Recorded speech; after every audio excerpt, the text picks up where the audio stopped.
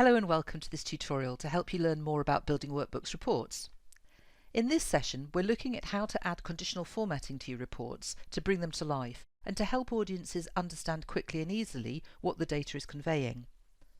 One of the most common instances where conditional formatting is used is in conjunction with achievement against targets, and you can use charts to reflect that formatting too. All of that's covered in a separate tutorial called Introducing Targets.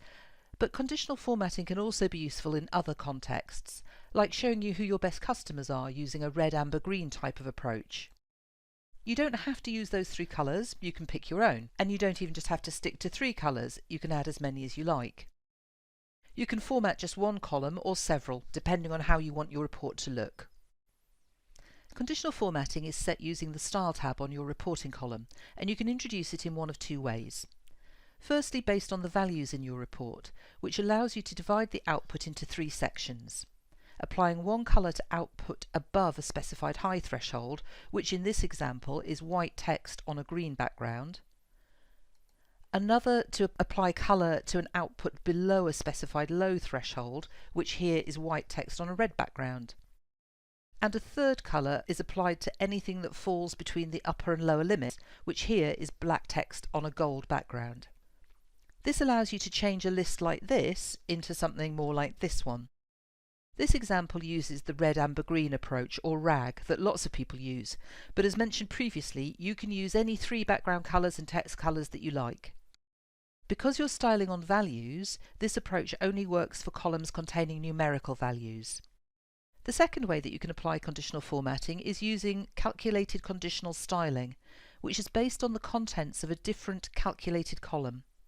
This allows you to introduce more thresholds than the three we've already seen, and it allows you to style columns that contain text values as well. This means that you can change a list from this into something more like this. The calculated column uses a formula that contains the instructions for the styling. This formula must be written in a way that generates valid CSS or cascading style sheet code. There are a number of ways that this can be done, but one example is on the screen now. You might be thinking, I don't know how to write a formula like that, and there is another tutorial covering commonly used formulae. But if you look through what's on the screen, even if you couldn't write this, hopefully you can see that the first row is an instruction to look at the field for the organisation account health. The second row says, if the value in that field is red, then make the background colour red and the text colour white. The third row says that when the value in the account health field is amber, then make the background colour gold and the text black, and so on until row 7. That row says, if none of the above apply, make the background white and the text black. If you are familiar with our reporting formulae, then you might want to use what's called an if statement rather than the one on the screen, which is a case statement. But as I said, more is available about formulae in the formulae tutorial.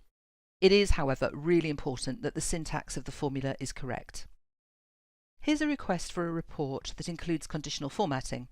It's a billings report showing the customer and how much they've spent, with amounts over £100,000 in green, amounts under £20,000 in red, and anything in between in amber. For simplicity, I'm going to build my report based on invoices, but you might want to start it on accounting documents so that it includes not just invoices, but also credit notes.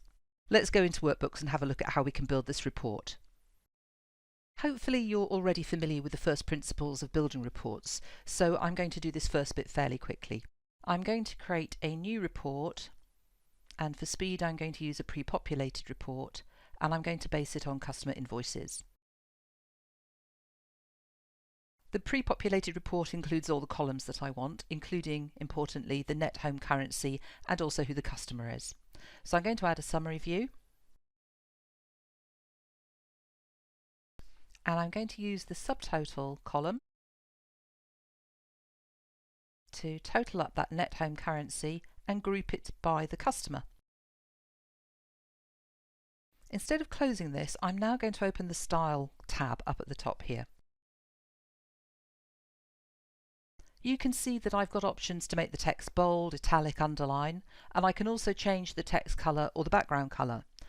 Those options can be very useful if, for instance, you want to make a total column in a report stand out. But using those options does mean that every row in the report will adopt that style and they'll all look the same. So instead, I'm going to use the pick list under Cell Conditional Styles and select Conditional Styling based on values.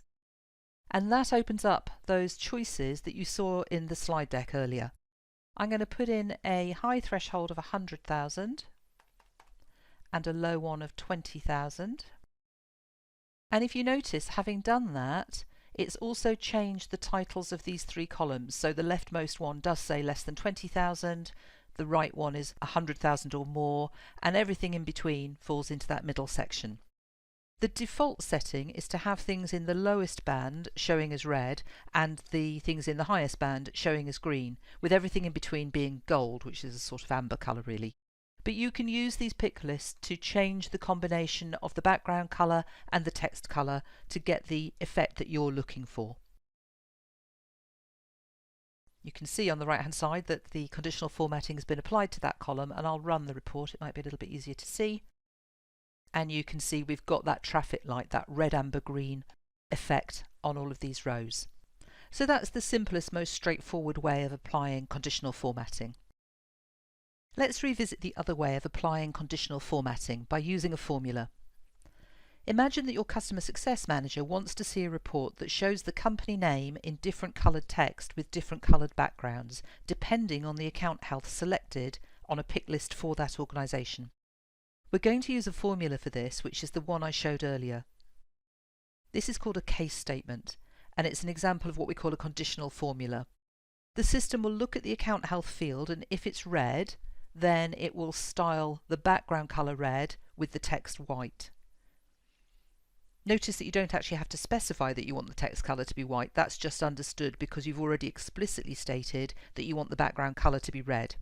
If the account health is red, there's no need to move on to the next row, but if it's not, then the formula tests to see if the value is amber, and if it is, it follows the styling for amber, but if it isn't, it moves on to the next row. The else row at the bottom here is used as a kind of catch-all in case there's a value on a record that doesn't fall into any of the previous settings. And finally, you need to use the word end to close off the formula and stop looking for other values. Let's return to Workbooks to see that in action. Again, I'm trusting that you're now fairly familiar with the basics of report building, so I'm going to quickly build a blank report this time, based on organisations. I'm just going to put two columns in, so I'm going to put one in for the organisation name and another for the account health.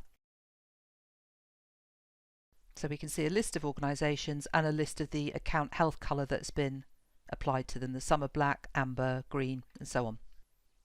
We know from the slideware that we need a calculated column to hold the instructions for the styling, so let's add that one. Add calculated column. Now I'm cheating slightly for the purposes of the tutorial and I'm just pasting in the formula. But more detail is provided about building case statements in the formula tutorial. You can call this column whatever you like. I often call it styling, but that's entirely up to you. So now that I've put the instructions into the report, I can use that column and point to it with either of my other columns to use the style that we've dictated there. So I'm going to reopen the account health column, go to the Style tab, change from no conditional styling to calculated conditional styling, and immediately it opens up and says, well, which is the column that holds the information that I need? It's the one that I called styling. So I'll save and close that and refresh my preview. And you can see straight away that the account health has adopted the styling that I've given it. Now, for users of the report, you won't want them to see this column with all the styling instructions in it because it doesn't make any sense. So you can always hide that from your report to neaten things up. Don't delete it, because if you delete it, then the account health column won't have anything to point at and it won't have any conditional styling anymore. And in fact, our system prevents you, if you've already pointed a column at the styling column that you've used, you can't delete that column, but certainly do hide it to tidy things up. And I'll save and run that as well. And there you go. If I wanted to, I could make the name of the organisation adopt the same styling. I'll go back and edit this, open up the name column, go to Style, apply calculated conditional styling based on the same styling column. Could point it at a different one. You can end up having reports that look a bit loud. Even this one, for instance, is quite loud, but it certainly stands out. You can certainly see the organisations that have a red account health very easily in a report like this. To recap then, there are two ways to apply conditional formatting. The first is based on values, and this is a nice, easy approach which is great for numerical values. It allows you to specify an upper and a lower threshold, which generates 3 different tiers, and you can control the colours used for each tier. The second approach is based on the values you specify using a formula in another column. This is a much more flexible approach that you can apply to numerical and text values. There's no limit on the number of buckets, if you like, that you set up, and you can apply the styling to multiple columns if you want to. I hope you found the tutorial useful. Do have a look at the one about targets for more information on conditional formatting, as well as looking at the formula tutorial. If you need any more help, please do go to our knowledge base. You'll find help on reporting in general on workbooks.com/help/reporting.